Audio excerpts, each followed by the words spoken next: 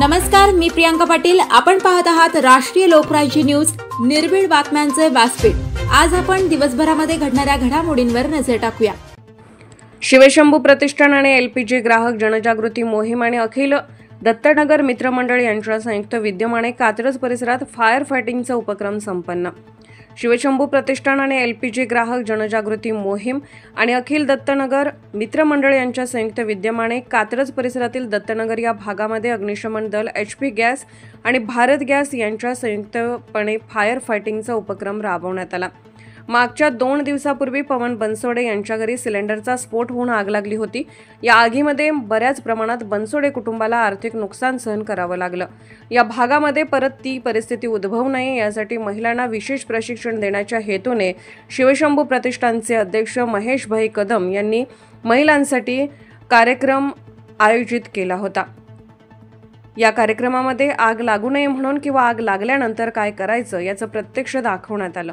या कार्यक्रमासाठी महिलांनी खूप गर्दी केली होती। या कार्यक्रमासाठी शिवशंभू प्रतिष्ठानचे अध्यक्ष महेशभाई कदम, अग्निशमन दलाचे घोगरे साहेब, पवार साहेब, दत्तनगरमधील रहिवासी सदाशिव जाधव, बिरुदेव खताळ, नागेश ककेरी, सुदर्शन चौगले, विकास कसबे, अतुल साळवे, सत्तार शेख, शब्बीर शेख, संदीप काळे, रमेश पवार, राहुल अर्जुन दादा, मंगोली बापू जावेर, युवराज पाटील, अजित म्हालिम, विशाल अडागळे यांच्या उपस्थितीमध्ये हा कार्यक्रम यशस्वीरित्या संपन्न झाला। यानी आपला जसा श्वास असतो तसा आगीचा श्वास असतो, तो श्वास बंद करणं, ओला कपडा करायचा आणि ओला कपडा करून तो अशा पद्धतीने त्याच्यावरती झाकून त्या आगीचं तोंड बंद करणे म्हणजे आग विझवणे। खूप छान छान, थँक्यू। टाळ्या वाजवा। खूप सोपा, असे छोटे छोटे नुकसे थॉट्स असतात। हे बघा, ही ओली करून आपण गोधडी घेतली ना, तर या गोधडीने पहिल्यांदा स्वतःला कव्हर करायचं इकडून। तुम्हाला जर शक्य असेल तर थोडासा पाय द्या याच्यावर। याचं कसं असते, आपण जर टाकली इकडून तर ह्याच्यात कोंडली जाणारी हवा याच्यातून बाहेर येते आणि गॅस आहे ना त्याच्याबरोबर ज्वाळा त्याच्या बाहेर येतात। तर सुरुवातीला सगळ्यात महत्त्वाची गोष्ट, सिलेंडर आडवा नाही पडून द्यायचा। तुम्ही आडवा पडाला की त्याच्यावर झाकायला खूप मोठं तुम्हाला काहीतरी लागेल। समजा उभा सिलेंडर आहे असा, तर हे अशा प्रकारे जेवढं पसरवू शकतोय तेवढं जास्त ती ब्लँकेट पसरवायचं आहे कोणतंही। सपोज हे फायर ब्लँकेट आहे ओलं केलेलं आणि हे ह्याच्यावर टाकताना सुरक्षित अंतरावर उभं राहून, ओलं असतंय जड असते ते असं फेकून द्यायचं आहे। असं पूर्ण हे कव्हर झालं पाहिजे। याला कुठनं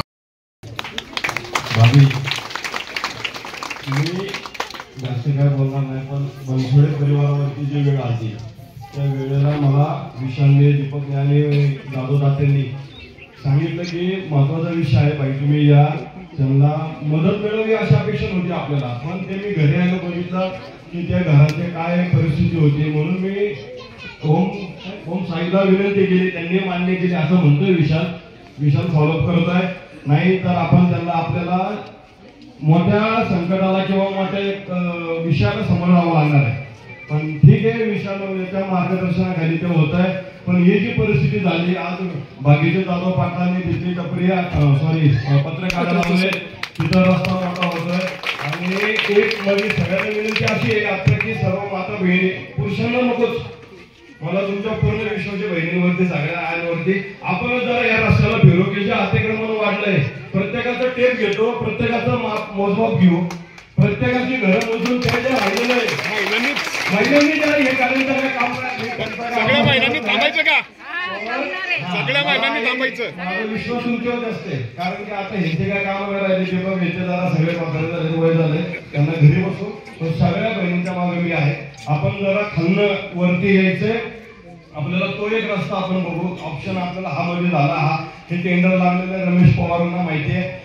जूनच्या 15 तारखेपर्यंत इथं भूमिपूजन होईल आणि तो रस्ता पूर्ण हा रस्ता, पण ठीक आहे, तरी आपल्याला तो रस्ता महत्वाचा आहे। म्हणजे असं की होऊ नये का नाही इथं परत कधी, पण झाली वेळ आली अशी तर अग्निशामक दल यांना काय थोडीशी त्रास झालाय। मला सगळ्या मुलांनी, सागर जाधवनी नेहमी सांगितलं की वेळ आपल्या वस्तीवरती आपल्या इथं यावं नाही, की दत्त जन्मी प्रार्थना करतो। तसेच आपण आता जे सगळ्यांना सर्व माता बहिणी उपस्थित राहिल्या त्याच्याबद्दल मी आपले आभार मानतो आणि अग्निशमन दलाच्या आणि ओम साहेबांचे आभार।